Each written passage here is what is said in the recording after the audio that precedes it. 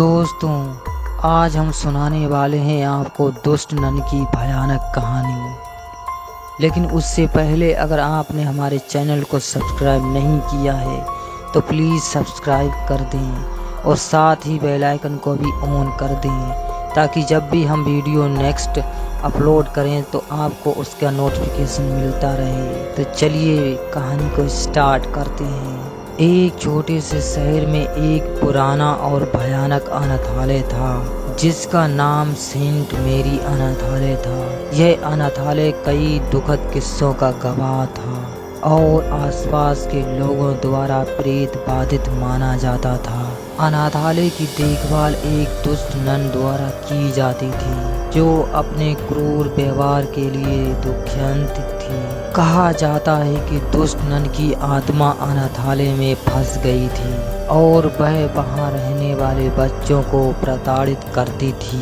बच्चे अक्सर रात में रोते हुए अजीब अजीब आवाजें सुनते थे। कुछ बच्चों ने तो दावा किया था कि उन्होंने दुष्ट नन की भयानक आकृति को भी देखा था। एक दिन एक नया बच्चा अनाथालय आया।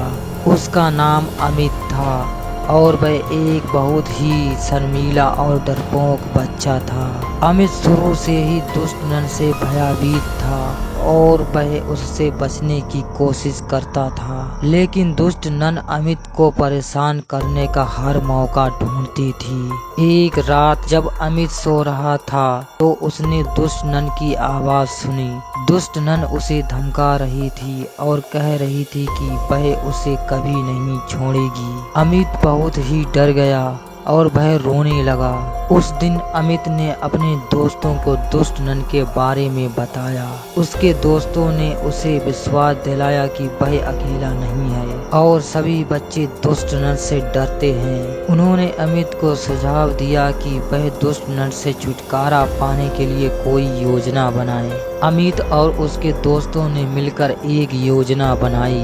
उन्होंने तय किया कि वे रात में अनाथालय से भाग जाएंगे। रात में जब सभी सो गए तो अमित और उसके दोस्त चुपचाप अनाथालय से बाहर निकल गए। वे जंगल में भाग गए और पूरी रात भटकते रहे। अगले दिन वे एक छोटे से गांव में पहुंचे।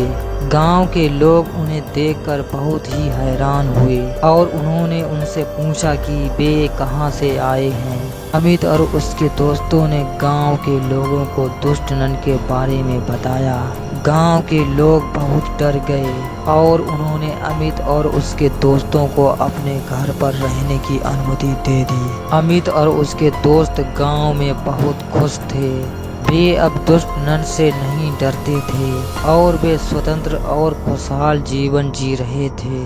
कहा जाता है कि दुष्ट नन कभी भी नहीं मिली और उसकी आत्मा हमेशा के लिए सेंट मेरी अनाथालय में फंस गई। दोस्तों, अगर ये दुष्ट नन की कहानी आपको पसंद आई हो तो हमारी वीडियो को लाइक कर दें और साथ ही चैनल को भी सब्सक्राइब कर दें और साथ ही हमारे बेल आइकन को भी ऑन कर दें ताकि नोटिफिकेशन आपको मिलती रहे। तो मिलते हैं दोस्तों नेक्स्ट हॉरर स्टोरी में। तब तक के लिए अपना ख्याल रखें।